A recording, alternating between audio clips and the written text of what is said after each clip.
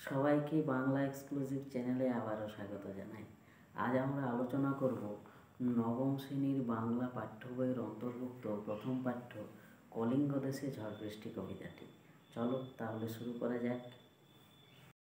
কিন্তু কবিতাটি আলোচনার পূর্বে বেশ কিছু তথ্য জেনে নেওয়ার প্রয়োজন রয়েছে। প্রথমে আমরা সেগুলোই একে একে জেনে নেব। ভারতীয় তথা বাংলা সাহিত্যকে তিনটি যুগে ভাগ করা যায়: প্রাচীন যুগ, মধ্যযুগ এবং আধুনিক যুগ। এটি অর্থাৎ কলিঙ্গ দেশে ঝড় বৃষ্টি কবিতাটি মধ্যযুগে রচিত হয়েছিল। তাই আলোচ্য কবিতাটিতে মধ্যযুগের ভাষা অর্থাৎ প্রায় 1000 বছর আগেকার ভাষা ব্যবহৃত হয়েছে। মধ্যযুগীয় কবি মুকুন্দরাম চক্রবর্তী ষোড়শ শতাব্দীর অর্থাৎ 1600 খ্রিস্টাব্দের কবি ছিলেন। তার উন্নত কাব্যগুণের জন্য তিনি কবিকঙ্কণ উপাধিতে ভূষিত হয়েছিলেন। মধ্যযুগের শেষ প্রান্তে অর্থাৎ অন্তমধ্যযুগে বাংলা সাহিত্যের সমৃদ্ধি ঘটেছিল অনেক। সেই সময় মঙ্গল কাব্য, পদাবলী সাহিত্য, শাক্ত সাহিত্য, অনুবাদ সাহিত্য সহ একাধিক বিভিন্ন ধারার কাব্য রচিত হয়। মঙ্গল কাব্যগুলির মধ্যে বিভিন্ন ধরনের কাব্য রচিত হয়েছিল। উল্লেখ্য, মঙ্গল কাব্যের দুটি খণ্ড থাকে, বণিক খণ্ড, আক্ষেপিক খণ্ড।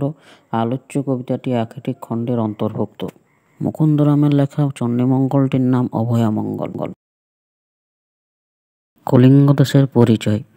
বর্তমান উড়িষ্যার বেশিরভাগ অংশ, অন্ধ্রপ্রদেশের উত্তরভাগ এবং মধ্যপ্রদেশের কিছু ভাগ অংশ নিয়ে প্রাচীন কলিঙ্গ প্রদেশটি গড়ে উঠেছিল। এরপর আমরা সরাসরি চলে যাব কবিতার আলোচনায়। কিন্তু তার আগে আবেদন, যদি চ্যানেলটি সাবস্ক্রাইব করে না থাকো তাহলে পাশের বেল আইকনটি প্রেস করে চ্যানেলটি সাবস্ক্রাইব করে নিও। শুরু করা যাক কবিতার আলোচনা। কবিতার নাম কলিঙ্গ দেশে ঝড় বৃষ্টি থেকেই বোঝা যায় যে আলোচ্য কবিতাটিতে কলিঙ্গ নামক দেশ বা প্রদেশের প্রাকৃতিক দুর্যোগের বর্ণনার পরিচয় পাওয়া যাবে। আর কথা না বাড়িয়ে প্রতিটি লাইন ধরে ধরে আলোচনা শুরু করছি। তোমরা বোঝার সুবিধার জন্য অবশ্যই টেক্সট বইটি সঙ্গে নিয়ে রাখো। মেঘে কইল অন্ধকার, মেঘে কইল অন্ধকার, দেখিতে না পাই কেহ অঙ্গ আপনার। এখানে কইল শব্দের অর্থ হলো করল। মেঘ শব্দের অর্থ আমরা সবাই জানি, যার ফলে বৃষ্টি হয়। মেঘে কইল অন্ধকার, অন্ধকার মানে চারিদিকে অন্ধকার আচ্ছন্ন হয়ে যাওয়া, অন্ধকারে আচ্ছন্ন হয়ে যাওয়া। তাহলে এতটাই অন্ধকার হয়ে গেছে যে এটি লাইনটি দুবার পরপর ব্যবহার করা হয়েছে। মেঘে কইল অন্ধকার, মেঘে কইল অন্ধকার, দেখিতে না পাই কেহ অঙ্গ আপনার। অঙ্গ মানে শরীর, দেহ। আপনার মানে হচ্ছে নিজের। তাহলে এর অর্থটি হলো কোনো এক স্থানের মেঘে চারিদিক অন্ধকারাচ্ছন্ন হয়ে গেছে, ফলে সেখানকার মানুষরা কেউ নিজের নিজের দেহ পর্যন্ত দেখতে পারছে না। এরপর আসি পরের লাইনে। ঈশানে উড়িল মেঘ সঘনে চিকুর, উত্তর পবনে মেঘ ডাকে দূর দূর। আমরা জানি 10টি দিক। উত্তর পূর্ব কোণকে ঈশান কোণ বলা হয়। তাহলে মেঘ কোন দিক থেকে উড়ে আসছে? না, ঈশান কোণ থেকে, অর্থাৎ উত্তর পূর্ব ঠিক মাঝামাঝি কোণ থেকে উড়ে আসছে। ঈশানে উড়িল মেঘ সঘনে চিকুর। চিকুর শব্দের অর্থ চুল বা এক্ষেত্রে হচ্ছে বিদ্যুৎ। সঘনে মানে ঘন ঘন বা নিরন্তর, অবিরাম। অবিরাম বজ্রবিদ্যুৎ সহ মেঘ ঈশান কোণ থেকে চারিদিক ঢেকে ফেলছে। উত্তর পবনে মেঘ ডাকে দূর দূর। উত্তর পবন দিক থেকে, অর্থাৎ উত্তরের দিক থেকে, পবন মানে বায়ু, বায়ু বয়ে আসছে এবং মেঘ কি হচ্ছে পরস্পরের ফলে ধাক্কা লেগে দূর দূর গর্জন করে চারিদিকে বিদ্যুৎ খেলে যাচ্ছে। অর্থাৎ এখানে কবি প্রাকৃতিক একটি চরম ভয়াবহ পরিস্থিতির কথা উল্লেখ করতে চেয়েছেন। এর পরের লাইনে বলা হয়েছে, নিমেষেকে জোড়ে মেঘ গগনমণ্ডল, চারি মেঘে বরিশে মুষলধারে জল। এখানে শব্দগুলির অর্থ হলো নিমেষেকে। নিমেষেকে শব্দের অর্থ মুহূর্তের মধ্যে, অর্থাৎ চোখের পাতা ফেলার সঙ্গে সঙ্গে। জোড়ে মানে ব্যাপ্ত করা বা বিস্তৃত করা, ছড়িয়ে দেওয়া। গগনমণ্ডল মানে গগন মানে আকাশ, মণ্ডল মানে বিস্তৃত আকাশ। চারিমেঘ, চারিমেঘ হচ্ছে ভারতীয় শাস্ত্রানুসারে 4 প্রকার মেঘের কথা পাওয়া যায়: সম্বর্ত, আবর্ত, পুষ্কর এবং দ্রোণ। এই 4 প্রকার মেঘ কি করছে? বরিশে মুষলধারে জল, বরিশে মানে বর্ষণ করছে, মুষলধারে মানে অত্যন্ত তীব্র ধারায় বড় বড় ফোঁটায়, ঠিক আছে? জল মানে বৃষ্টির জল। তাহলে এই দুটি লাইনের অর্থটি দাঁড়াচ্ছে, মুহূর্তের মধ্যে চারিদিক অন্ধকারাচ্ছন্ন হয়ে গিয়ে বজ্রবিদ্যুৎ সহ মুষলধারে বৃষ্টির সূচনা ঘটছে বা আরম্ভ হচ্ছে। নিমেষের মধ্যে, মুহূর্তের মধ্যে গগনমণ্ডল চারদিক মেঘে ঢেকে যাচ্ছে। চারদিক থেকে 4 প্রকার মেঘ, সম্বর্ত, আবর্ত, পুষ্কর এবং দ্রোণ, চারদিক থেকে মুষলধারে বৃষ্টিপাত শুরু করে দিচ্ছে। অর্থাৎ সেখানকার বাসিন্দা বা প্রজারা বোঝার পর্যন্ত সময় পাচ্ছে না কি ঘটছে। এরপর রয়েছে কলিঙ্গে উড়িয়া মেঘ ডাকে উচ্চনাদ, প্রলয় গণিয়া প্রজা ভাবয়ে বিষাদ। আমি কলিঙ্গের পরিচয় আগেই দিয়েছি, তাই কলিঙ্গ দেশে উড়িয়া মেঘ ডাকে উচ্চনাদ, কলিঙ্গ দেশের আকাশ মেঘে ঢেকে ফেলে সেখানে উচ্চনাদে গর্জন করছে। উচ্চ মানে উঁচু, তীব্র, নাদ মানে গর্জন, অর্থাৎ খুব জোরে গর্জন করছে মেঘ। মেঘের গর্জন মানে বিদ্যুৎ খেলে যাওয়ার সময় যে আওয়াজ হয় সেই আওয়াজকে বোঝানো হয়েছে, তীব্র আওয়াজ, ঠিক আছে? প্রলয় গণিয়া প্রজা ভাবয়ে বিষাদ, প্রলয় অর্থাৎ ধ্বংস, ভয়াবহ প্রাকৃতিক দুর্যোগ নেমে এসছে এটা মনে করে, গণিয়া মানে মানে গণনা করে, অর্থাৎ নিজেদের মনের মধ্যে সেটা অনুমান করে। প্রজা মানে সেখানকার বাসিন্দারা, ভাবয়ে, ভাবয়ে মানে ভাবে, বিষাদ, বিষাদ মানে দুঃখে নিমজ্জিত হয়ে যাওয়া। তাহলে কলিঙ্গ দেশের আকাশ যখন মেঘে আচ্ছন্ন হয়ে চারিদিক অন্ধকারাচ্ছন্ন হয়ে যাচ্ছে, ঈশান কোণ থেকে মেঘ উড়ে এসে চারদিকে বজ্রবিদ্যুৎ সৃষ্টি করছে, উত্তর দিক থেকে বায়ু বয়ে এসে দুরু দুরু শব্দের সৃষ্টি করছে, নিমেষের মধ্যে গগনমণ্ডল মেঘাচ্ছন্ন হয়ে গিয়ে চারিদিক থেকে 4 প্রকার মেঘ মুষলধারে বজ্রবিদ্যুৎ সব বর্ষণ সৃষ্টি করেছে। এমন সময় কলিঙ্গের আকাশ যখন উচ্চনাদে গর্জন করতে শুরু করেছে, তখন সেখানকার সাধারণ নিষ্পাপ প্রজারা অনুমান করছে যে তাদের জীবনে যেন প্রলয় বা ধ্বংসের সৃষ্টি হতে চলেছে। এর পরের লাইন এ বলা হয়েছে, হুড় হুড় দূর দূর বহে ঘন ঝড়, বিপাকে ভবন ছাড়ি প্রজা দিল রড়। অর্থাৎ হুড় হুড় দূর দূরটা কি না, প্রবল বেগে বয়ে যাওয়া ঝড়ের শব্দকে বোঝানোর জন্য এই কথাটি বলা হয়েছে। হুড় হুড় দূর দূর বহে ঘন ঝড়, তাহলে ঝড় এত জোরে বইছে, অর্থাৎ বৃষ্টি তো পড়ছে, তার সাথে এত জোরে বায়ু বইছে যে একটা বিরাট ভয়ঙ্কর শব্দের সৃষ্টি হয়েছে। চারিদিক অন্ধকার, কেউ কিচ্ছু দেখতে পাচ্ছে না, নিজেদের দেহ পর্যন্ত দেখতে পাচ্ছে না, কোনো আওয়াজ তারা শুনতে পাচ্ছে না, শুধুমাত্র ঝড়ের আওয়াজ, বর্ষণের আওয়াজ ছাড়া। এমন অবস্থায় বিপাকে ভবন ছাড়ি প্রজা দিল রড়, অর্থাৎ বিপাকে মানে বিপদের সম্মুখীন হয়ে, ভবন মানে বাড়ি, ছাড়ি মানে ছেড়ে, প্রজা মানে সাধারণ মানুষ, দিল মানে দিল, রড় মানে দৌড়, অর্থাৎ দিকবিদিক জ্ঞান শূন্য হয়ে আগু পিছু কিছু না ভেবে বাড়ির থেকে বেরিয়ে আসা। ভূমিকম্পের সময় যেমন মানুষ বাড়ির থেকে বেরিয়ে আসার চেষ্টা করে, ঠিক একই রকমভাবে এখানে কলিঙ্গ দেশের সাধারণ মানুষ বাড়ির ছেড়ে বেরিয়ে আসছে প্রাকৃতিক দুর্যোগের সম্মুখীন হয়ে।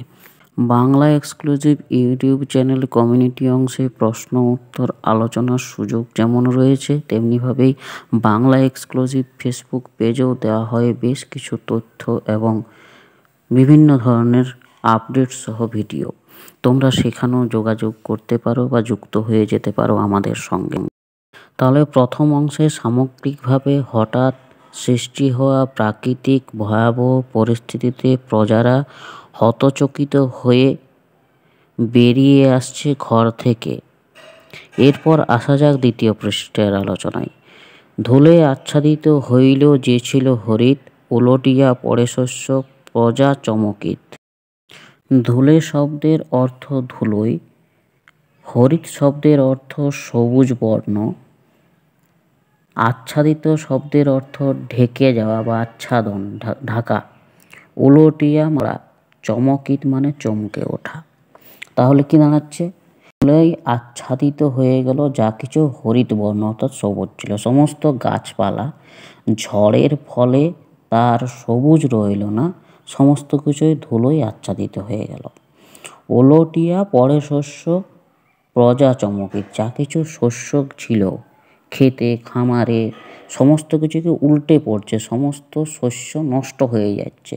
তাই কলিঙ্গ দেশের সাধারণ কৃষকরা, প্রজারা তারা চমকিত হয়ে উঠছে, চমকে উঠছে। তারা কি করবে ভেবে পাচ্ছে না। তারা নিজেদের প্রাণ বাঁচাবে, গবাদি পশুকে বাঁচাবে, না তাদের খামারের ক্ষেতের শস্য দানাকে বাঁচাবে। এরপর বলা হয়েছে, চারি মেঘে জল দেই অষ্টগজরাজ, সঘনে চিকুর পড়ে ব্যঙ্গ তড়কা বাজ।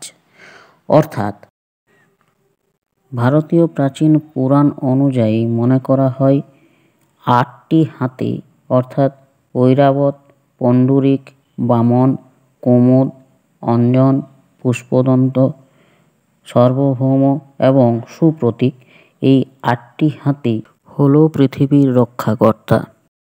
ব্যঙ্গ তড়কা বাজ শব্দের অর্থ হলো ব্যাঙ যেমন তড়াক তড়াক করে ঝাঁপিয়ে ঝাঁপিয়ে চলে, ঠিক তেমনিভাবেই হঠাৎ হঠাৎ বজ্রপাত ঘটছে। এর মানেটি তাহলে দাঁড়ালো যেন 4টি মেঘ অষ্টগজরাজের দ্বারা মুষলধারে বৃষ্টি শুরু হয়েছে এবং তারই মধ্যে ব্যাঙ যেমন লাফিয়ে চলে তেমনিভাবেই হঠাৎ হঠাৎ করে বজ্রপাতের ফলে চারিদিক আরো ভয়ানক পরিস্থিতির রূপ ধারণ করেছে। পরের লাইনে বলা হয়েছে, করি করো সমান বরিশে জলধারা, জলে মহি একাকার পথ হইল হারা।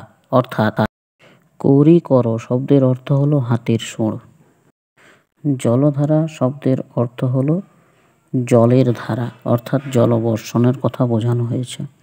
মহি শব্দের অর্থ হলো পৃথিবী। তাহলে এই দুটি লাইনের মানেটি দাঁড়াচ্ছে যেন অষ্টগজরাজ চারদিক থেকে মেঘের সাহায্যে পৃথিবীতে মুষলধারে বর্ষণের সৃষ্টি করেছে, জলধারা গোটা কলিঙ্গ দেশকে ভাসিয়ে দিচ্ছে।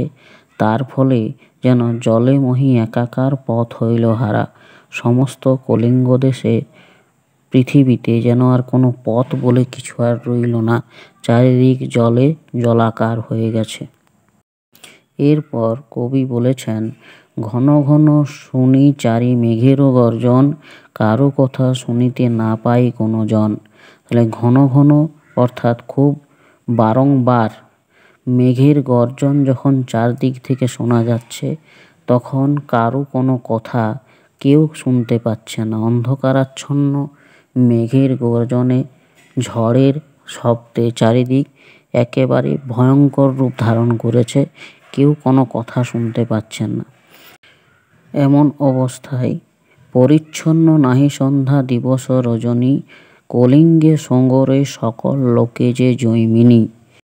পরিচ্ছন্ন মানে স্পষ্ট, নাহি মানে নয়, সন্ধ্যা, দিবস, রজনী অর্থাৎ মেঘের অন্ধকারাচ্ছন্ন পরিস্থিতিতে সমস্ত কলিঙ্গ দেশে আলাদা করে সন্ধ্যা, দিন এবং রাত্রিকে বোঝা যাচ্ছে না, সমস্ত কিছুই অন্ধকারাচ্ছন্ন।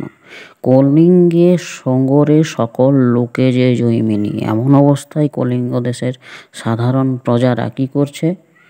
সঙ্গরে, সঙ্গরে মানে স্মরণ করা, মনে করা। অন্যদিকে জৈমিনী হলেন বাকসিদ্ধ একজন ঋষি, যিনি পূর্ব মীমাংসা দর্শন রচনা করেছিলেন মহাভারত। তার রচিত মহাভারত জৈমিনী মহাভারত নামে পরিচিত। বিশ্বাস আছে যে জৈমিনী মুনিকে স্মরণ করলে বজ্রপাত বন্ধ হয় বা বজ্রপাতের কবল থেকে মানুষ রক্ষা পায়। তাই কলিঙ্গ দেশের মানুষ বা প্রজারা এমন অবস্থায় নিজেদের রক্ষা করার জন্য জৈমিনী মুনিকে স্মরণ করছে বা তাকে মনে করছে। কলিঙ্গ দেশে ঝড় বৃষ্টি কবিতার এই দ্বিতীয় অংশের ভাবার্থটি এক কথায় দাঁড়ালো, চারিদিক যখন ঝড়ে ধুলোয় আচ্ছাদিত হয়ে গেছে, সমস্ত গাছপালা আজ আর সবুজ নেই, সমস্ত কিছুই ঢাকা পড়ে গেছে ধুলোতে। প্রজারা নিজেদের শস্য রক্ষা করতে পারছে না, তারা চমকিত হয়ে উঠছে। অষ্টগজরা 8 দিক থেকে জলবর্ষণ করছে।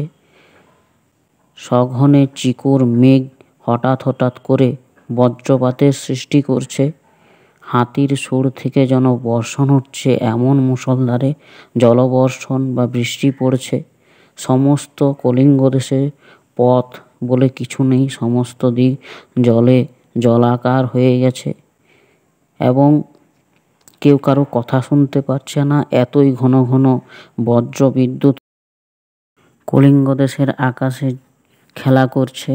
দিন রাত্রি বলে কোনো বিভেদ করা যাচ্ছে না, এতটাই চারিদিক অন্ধকারাচ্ছন্ন। এমন অবস্থায় কলিঙ্গ দেশের মানুষ নিজেদের রক্ষা করার জন্য বিশ্বাস বশে জৈমিনী মুনিকে স্মরণ করছে। এরপর কবিতার শেষাংশের আলোচনায় আসা যাক। তোমাদের প্রতি অনুরোধ, স্কিপ না করে সমস্ত ভিডিওটি দেখতে থাকো। ভিডিও শেষে রয়েছে তোমাদের জন্য এক বিশেষ চমক। কবিতায় বলা হয়েছে, হুড় হুড় দূর দূর শুনি ঝনঝন, না পাই দেখিতে কেহ রবির কিরণ। এই হুড় হুড় দূর দূর ঝনঝন এই শব্দগুলির মধ্য দিয়ে প্রাকৃতিক দুর্যোগপূর্ণ পরিস্থিতিকে বোঝানো হয়েছে। বজ্রপাতের শব্দ, ঝড়ের শব্দ, বৃষ্টি পড়ার শব্দকে বোঝানোর জন্যেই হুড় হুড় দূর দূর শুনি ঝনঝন এই কথাকে বলা হচ্ছে। তারপরে বলছে, না পাই দেখিতে কেহ রবির কিরণ। রবি মানে সূর্য, কিরণ মানে হচ্ছে তার রশ্মি, অর্থাৎ রবি রশ্মি, সূর্যের রশ্মি। অর্থাৎ এখানে অবিরাম বৃষ্টি পড়ার কথা বোঝানো হয়েছে। তারপর কবিতায় বলা হয়েছে, গর্ত ছাড়ি ভুজঙ্গ ভাসিয়া বুলে জলে, নাহি জানি লোকজন কলিঙ্গ মণ্ডলে। ভুজঙ্গ মানে সাপ, বুলে মানে বেড়ায় বা ঘুরে বেড়ায়, অর্থাৎ মানেটি দাঁড়াচ্ছে অবিরাম নিরবধি দিনরাত এক করে মুষলধারে বৃষ্টি হওয়ার ফলে সমস্ত কলিঙ্গ দেশ জলে জলাকার হয়ে গেছে। তার ফলে গর্ত থেকে সাপসহ বিভিন্ন প্রাণীগুলো জলের মধ্যে ভেসে ভেসে বেড়াচ্ছে। পরের অংশে বলা হয়েছে, নিরবধি 7 দিন বৃষ্টি নিরন্তর, আছুক শস্যের কার্য হেইজা গেল ঘর। অর্থাৎ নিরবধি শব্দের অর্থ অবধিহীন, নিরন্তর, অর্থাৎ এক নাগাড়ে। 7 দিন বৃষ্টি নিরন্তর, অন্তরহীনভাবে বৃষ্টি পড়ে যাচ্ছে। আছুক শস্যের কার্য হেইজা গেল ঘর। তাই হেইজা শব্দের অর্থ হলো ভিজে যাওয়া, স্যাঁতস্যাঁতে হয়ে যাওয়া। শস্য যদি ভিজে যায় তাহলে তা নষ্ট হয়ে যেতে পারে। অর্থাৎ এর মানেটি দাঁড়াচ্ছে, নিরবধি 7 দিন এক নাগাড়ে বৃষ্টি হওয়ার ফলে সমস্ত শস্য দানা ভিজে গেছে, হেইজে গেছে, স্যাঁতস্যাঁতে হয়ে গেছে। ফলে তাদের অন্ন সংস্থানের আর কিছু রইল না, এ কথাকেই বোঝানো হয়েছে। এর পরের অংশে বলছে, মেঝেতে পড়য়ে শিল বিদারিয়া চাল, ভাদ্রপদ মাসে যেন পড়ে থাকা তাল। অর্থাৎ মেঝেতে মানে মেঝেতে, শিল মানে হচ্ছে শিলা অর্থাৎ বরফ, বিদারিয়া চাল মানে ভেদ করে, চাল মানে হচ্ছে ছাদ, অর্থাৎ খড়ের চাল বা মাটির বা খাপড়া দিয়ে তৈরি চাল তাকে বোঝানো হয়েছে, টালি দিয়ে তৈরি চাল। ভাদ্রপদ মাসে যেন পড়ে থাকা তাল, ভাদ্র মাসে যেমন তাল পড়ে থাকে তেমনিভাবেই কলিঙ্গ দেশের প্রতিটি বাড়ি, উঠোনে, মেঝেতে যে শিলাবৃষ্টি হয়েছে তা যেন ভাদ্র মাসে তাল পড়ে থাকারই মতো বলে কবির মনে হয়েছে। এর পরের অংশে বলছেন, খুব ইম্পর্ট্যান্ট কয়েকটি লাইন শেষের দিকে রয়েছে, তোমরা দেখো। চণ্ডীর আদেশ পান বীর হনুমান, মঠ অট্টালিকা ভাঙ্গি করে খান খান। আমি তোমাদের পড়ার প্রথম দিকেই বলেছিলাম যে কবি কঙ্কন মুকুন্দরাম চক্রবর্তীর মঙ্গল কাব্যের অন্তর্ভুক্ত চণ্ডীমঙ্গলের অভয়মঙ্গল থেকে পড়ার অংশটি নেওয়া হয়েছে। সেই চণ্ডীমঙ্গলের দেবী চণ্ডী কি করছেন না, যেন চণ্ডীর আদেশ পান বীর হনুমান, পবর পুত্র বীর হনুমান চণ্ডীর আদেশ পেয়ে কি করেছে, মঠ অট্টালিকা ভাঙ্গি করে খান খান। মঠ হচ্ছে বৌদ্ধদের মন্দিরকে মঠ বলা হয়, অট্টালিকা মানে হচ্ছে বড় বাড়ি, অর্থাৎ সমস্ত মন্দির বাড়ি সমস্ত কিছুকে ভেঙে তছনছ করে ধ্বংসস্তূপে পরিণত করেছে, ভেঙে খান খান করে দিয়েছে।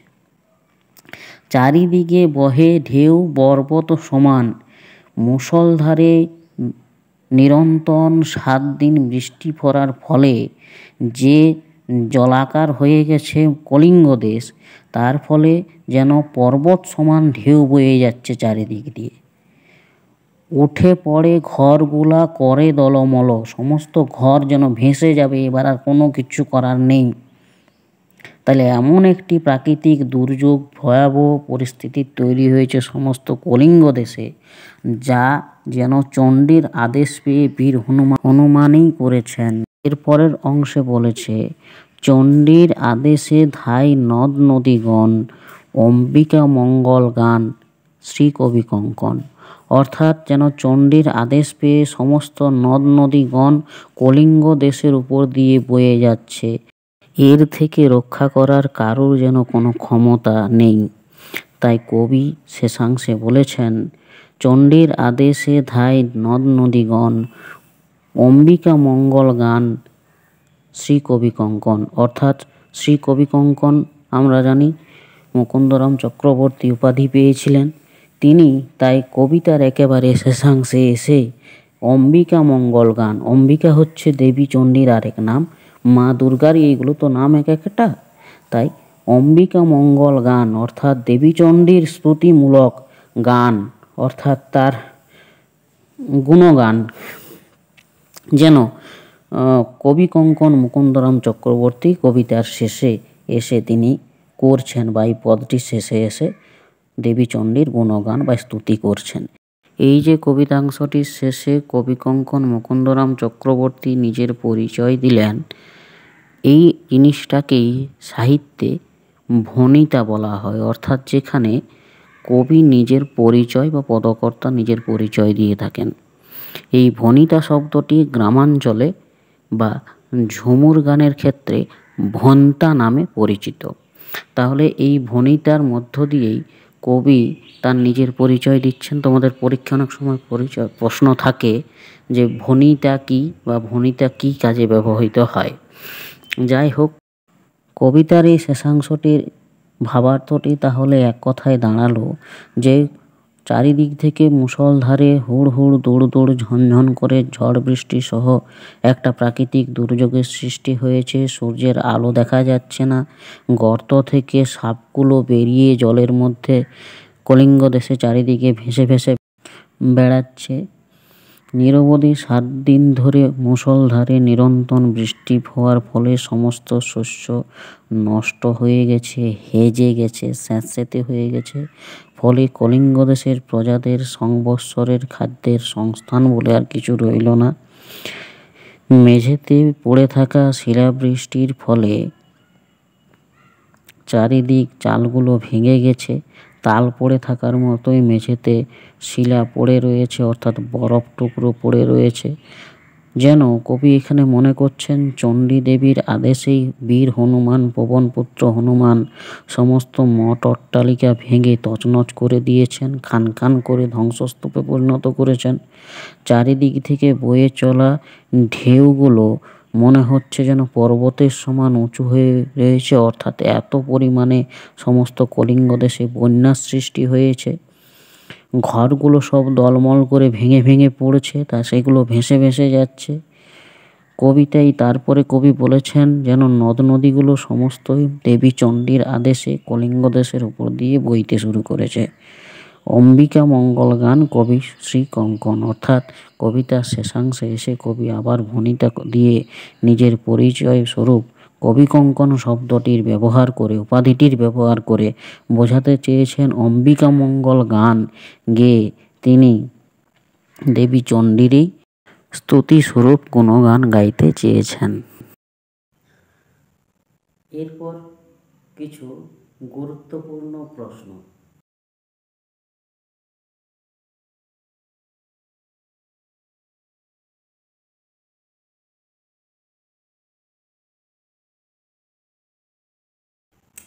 কেমন লাগলো আজকের আলোচনা?